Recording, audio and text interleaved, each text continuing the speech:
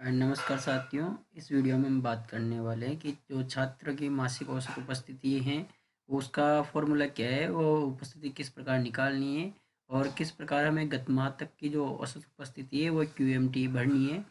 जो रजिस्टर में मासिक और वार्षिक औसत उपस्थिति निकालते हैं उसकी पूरी जानकारी हम आज इस वीडियो में देने वाले हैं। इससे पहले आपने हमारे चैनल को सब्सक्राइब नहीं किया है तो हमारे चैनल को सब्सक्राइब करें, इस वीडियो को लाइक करें और इस वीडियो को अधिक से अधिक शेयर करें। तो आइए दोस्तों देखते हैं किस प्रकार निकालनी है। तो दोस्तों जो विद्यार्थियों की मासिक औसत उपस्थिति की गणना करनी है और कैसे करनी है इस वीडियो में हम जान ली। तो मान लीजिए किसी एक महीने में कार्य दिवस की संख्या मान लीजिए 20 है।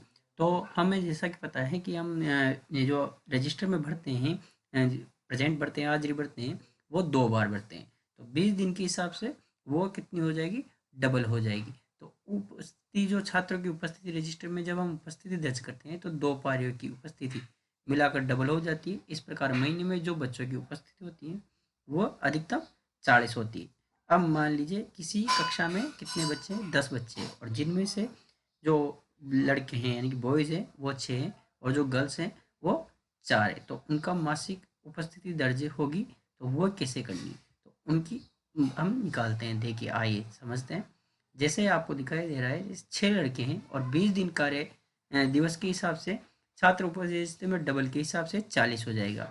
अब मान लीजिए सभी 6 लड़कों की औसत उपस्थिति 180 होती है या फिर 200 होती है। मैं यहाँ पे 200 मान के चल रहा हूँ।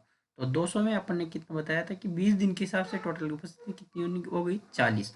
40 का भाग देंगे 200 में, तो 200 में भाग देने पर कितना आ गया, 5। तो ये कितना क्या आ गया, उनकी औसत उपस्थिति आ गई महीने की। ये महीने की औसत उपस्थिति है। अब इसी प्रकार हम लड़कियों की देख लेते हैं, छात्राओं की देखेंगे। मान लीजिए मैंने कहा कि 4 लड़कियां हैं और 20 दिवस कार्य दिवस के हिसाब से उनकी भी जो 40 उपस्थिति हो रही है टोटल। तो 4 लड़कियों की औसत उपस्थिति मान लीजिए मैंने मान ली 160 मान लिए। अब उसमें हमने माना था अभी कि 40 कार्य दिवस है, तो उस हिसाब से भाग देंगे तो कितना आ जाएगा, उसका 4 आ जाएगा। अब औसत उपस्थिति का जो फॉर्मूला मैंने आपको बताया कैसे निकालना है, इसके आप कैलकुलेट कर सकते हैं। कैसे कर सकते हैं, जैसे कुल उपस्थिति और कार्य दिवसों की संख्या का हम भाग देंगे। जितने भी कार्य दिवस होंगे उनकी हम उपस्थिति को डबल करेंगे, क्योंकि हम एक दिन में 2 बार प्रेजेंट लेते हैं तो वो डबल हो जाती है। तो जैसे कि कुल दिवस 200 थे और मैंने 40 जो कार्य दिवस की जो प्रेजेंट मानी थी वो 40 आ गई थी और उसका क्या आ गया था, 5 आ गया था। वैसे ही अगर प्रतिशत में निकालना है तो हमें क्या करना है, इसको 100 से गुणा कर देना है। जैसे कि 5/6 इंटू हमने क्या कर दिया, 100 से मल्टीप्लाई कर दिया और इसकी आ गई 83.33 अब जो क्यूएमटी सारा दर्पण प्रपत्र भरना है वो किस प्रकार भरना है, आइए वो भी जान लेते हैं। जैसे कि आपको सारा दर्पण पर ऐसा दिखाई देगा जब आप अपनी आईडी लॉगिन करेंगे और वहाँ पर आपको भरना होगा, तब आपको इस प्रकार दिखाई देगा।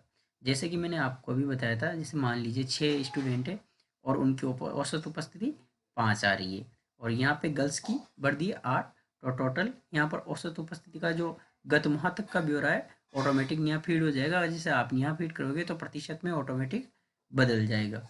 और अगर आपने जैसे कि पॉइंट में आ रही है, पॉइंट में आ रही है तो आप जैसे ही भरोगे यहाँ पर पॉइंट में आपको ऐसा एरर दिखाएगा, कृपया बॉक्स औसत उपस्थिति गत माह तक की सही भरे। यानी कि आपको ये चीज़ें पॉइंट में नहीं भरे, यहाँ पे ये पॉइंट में नहीं भरना है। ये आपको बिल्कुल एक्यूरेट डिजिट भरने हैं, जो टोटल डिजिट होते हैं वही भरने हैं आपको, यहाँ पे पॉइंटों में नहीं चलेगा। उसके बाद में जो आखिरी में आपको इस प्रकार का आइकन दिखाई देगा, नीचे जो लास्ट में इस प्रकार का आइकन दिखाई देगा आपको, जो भी आपकी टोटल है वो नीचे दिखाई दे जाएगी और बच्चों का जो नामांकन एवं उपस्थिति सेव करे ऐसा दिखाई देगा।